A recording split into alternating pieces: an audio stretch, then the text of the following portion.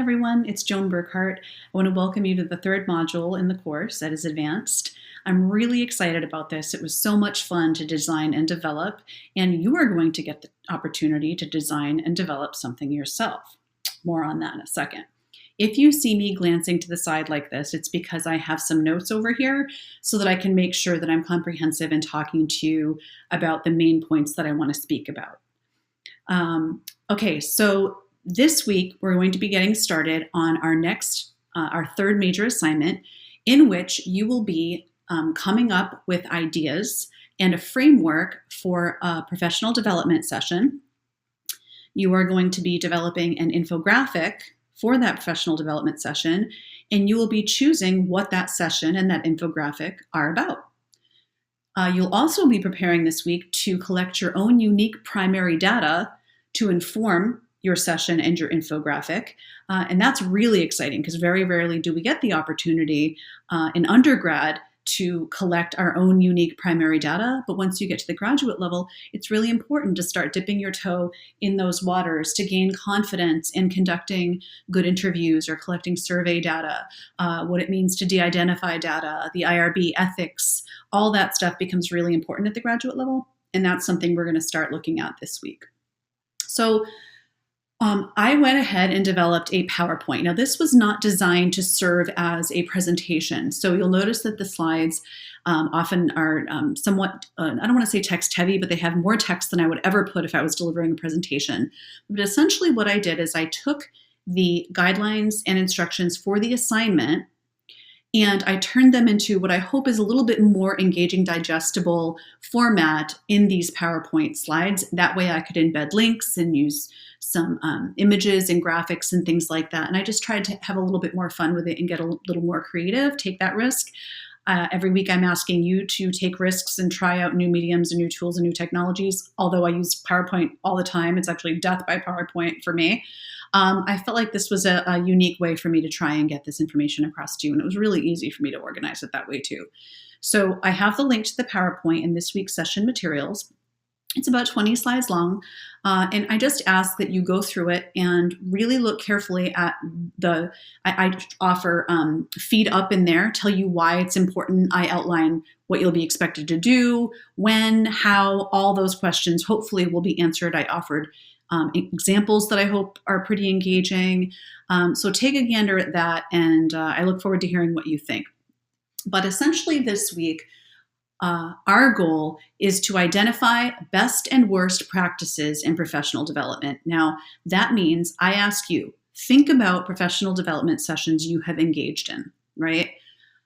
I personally have been in some that were really, really well done and meaningful. And I walked away feeling like, you know what, I can use this tomorrow. I have it, even if it's just one, I have one thing that I can incorporate in my classroom or in my practice or administratively starting tomorrow. And I've also left ones thinking, you know, that's going to be great long-term as I progress. I can use this later. I've also attended professional development sessions that were incredibly boring, not engaging. I left feeling like I didn't have a lot of value added. And there just really wasn't anything in it for me. It was kind of like something I attended because I either thought would be good or I was forced to attend, right? Something like that. But I want you to think about professional development sessions that you have attended. They can be virtual or on ground or hybrid or whatever. And think about the best ones and the worst ones and what made them, what specific elements made them good, bad, ugly, fabulous, or in between, okay? Once you've done that, I'm going to have you think about if I could develop, and I'm thinking about the needs of where I work and the needs in my field, if I could develop my dream PD session, right? And address a problem that I feel like really is pressing and needs to be talked about and needs to be addressed right now. What would that be? What would that critically important pressing PIT be, right? And then for what audience? What audience really needs strategies to cope with this or skills to work with this or need to respond to this on the daily, right? So who would your audience be? And then what I'll have you do is start strategizing and come up with a conceptual plan of attack for a PD session. Now, what will that look like?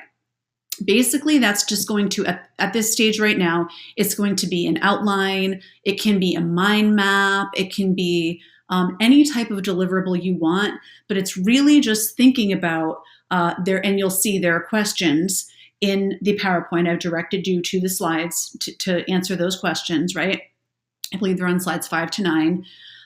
Just to get you thinking about those questions that I just shared with you, and thinking about, if I had a 2-hour block to address this problem, issue, or topic that I feel this specific audience would benefit from, what would I do with it? What would I do with these 2 hours? How would I structure it, right? And this is just something like, it's nothing in detail. It's just basically something like, it could be an outline. It could serve as an agenda at the session. It could be like that thing you hand out at the beginning to let people know this is what's coming, this is when, all that. But I ask you to really put a lot of thought into it. Think about best and worst practices, and think about what you'd like that 2 hours to look like. What parts would be interactive and why? How would they be interactive? What would you do with them? Again, nothing specific, but more of like an agenda style. And I don't care what kind of deliverable you give me, as long as I can tell that there's a lot of thought that went into it and that you actually made a plan for what you do with that 2-hour block, given what you've reflected on. The second thing you're going to be doing is thinking about what kind of data. Now we're going to talk about qualitative data, quantitative data, mixed methods, and what that means. What does qualitative mean? What does quantitative mean? When people say mixed methods, that's something that's often confusing to people. What does that mean? So we'll talk about that. What is primary data? What is extant data? Those are all topics that are going to be some stuff that we talk about this week. And then once we've done that, I'm going to ask you to decide, okay, I have an opportunity to collect my own unique primary data to inform my PD session and my infographic. Do I want to collect qualitative data, meaning likely interviews or an interview, because it would only need to be one person for this project? Or am I more interested in quantitative data, which for our purposes would be the survey option? Or you can do mixed methods where you do both. You can do an interview and a survey, totally up to you. You could choose one, the other, or both. Now, once you've done that, I've provided Crowd Signal as the tool that I recommend using because it's free. If you have a membership to SurveyMonkey or something like that, you can feel free to use that as well. But I want you to choose, if you're doing the survey, review Crowd Signal or the tool of your choice, and come up with some initial survey questions in there. If you're doing qualitative data, I ask that you come up with some initial interview questions that you think would be good for yielding good qualitative data. Make sure they're open-ended. There's, starting with how, or starting with tell me about. Always, always, always, hear me on this, end with the question, is there anything else you'd like to share? And the reason I tell you to do that, this is what my doctoral advisor told me, and boy, was she ever right. Because throughout your interview, what happens is you are asking pointed questions, and your interviewee might have something that they want to say, that they want to share, that doesn't necessarily fit with the specific questions that you're asking. When you ask, is there anything else you'd like to share? 9 times out of 10, they immediately say, no, I think I'm good. And then just wait a second. And then they'll go, actually, yeah. And then they share a story, or they share something that just got triggered in their brain that they thought of earlier, but they didn't have an opportunity to share it. I have gotten the golden nuggets, the golden Willy Wonka tickets at the end when I've asked, is there anything else you'd like to share? That's where the magic happens a lot of times. I'm not saying it's definitely going to happen for you, but wow, you really want to put that opportunity out there. And students in this class who have asked that question have said, wow, you weren't kidding, Dr. B. That was the money question. Of all the questions I put all the thought into, that was the money one, right? But that's how you'll want to end. So use the information I've provided on coming up with good survey questions, coming up with good qualitative interview questions, how to structure them, how to minimize bias, all that kind of good stuff, right? That's in the course materials for this week. And you will be posting a draft of the link to your survey or your interview questions for peer feedback, so that folks can look at your initial ideas for your PD session and look at your plan for collecting your unique primary data. You will not be collecting this data. You can, if you want to start. I would wait till we get eyes on it and feedback on it to make sure that it looks good. But you have until not this coming Sunday, but the following Sunday, Sunday of week 8, at the end of week 8. So 2 weeks from today, you have to collect your data, or do your survey or your interviews. So we want to make sure that you're starting now, and also start thinking about who you might like to ask to participate. I want to stress this, right? Because next week we're going to be talking about ethics and working with human subjects. You want to explicitly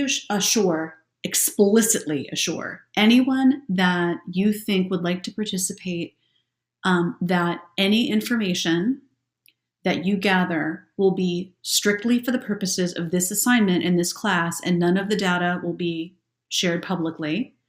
You want to assure them that all information will be de-identified to protect confidentiality. There's information in this week's course materials. When I say de-identified, what does that mean? Well, you'll have to see, right? So it'll be de-identified to protect confidentiality, and assure them that there is absolutely no pressure to participate, that this is entirely optional. Say, this is the purpose and what I'm envisioning. This is the goal of the assignment. This is what the PIT that I'm studying. Would you be interested in helping me out with this? If not, absolutely no pressure. And just know at any time before, during, or after the interview, if you want to stop and you don't want to participate anymore, absolutely no problem. And say that with a cheerful heart, because you want absolutely no pressure ever, ever, ever on a human subject, right? And again, I'll talk more about that with ethics next week. But as you start thinking about who you might want to contact for these interviews, I think it's important that you have that in your mind. What I'm going to have you do when you are responding, I think this is a great time to offer a video with screen capture to provide feedback to your classmates. They're going to be offering a lot of insight, a lot of ideas, survey questions, all different types of stuff. Why not use Panopto or use Screencast-O-Matic or your favorite screen capture tool to kind of go through what they've submitted and point out specific areas where you think they might word something differently. Sometimes changing one word in an interview question can completely change the type of data that you're going to elicit, make it seem a little bit more open or a little bit more targeted, right? So I think that would be a really great way for you to be more concrete and specific in your feedback and feed forward. You can point out the specific area you're talking about and where and exactly what you would change. That is not mandatory. I just think this is a great opportunity for you to use the video and get engaged and to really offer that pinpoint feedback. Make sure, now none of us, right, none of you are experts probably, I'm not saying definitely, but probably not experts in conducting qualitative, quantitative, or mixed message research at this point. So I asked you to make sure that your feedback and feed forward are grounded and informed, right? Grounded in the materials that I provided in this week's session materials on what you've learned about best practices for primary data collection. Don't go into this flying by the seat of your pants thinking you already know how to do it, when in reality, human subjects research is a tricky animal, right? And there are certain things you absolutely have to do and certain things you absolutely cannot do, right? So make sure that when you're offering that insight and offering that feedback, that it is actually grounded from an informed place, right? So that's all I have to say about this week. I'm really excited for you to get going on this, to dive into looking at what this assignment is all about, and to get started on developing your own PD session with infographic. If you have any questions, give me a shout. Take care.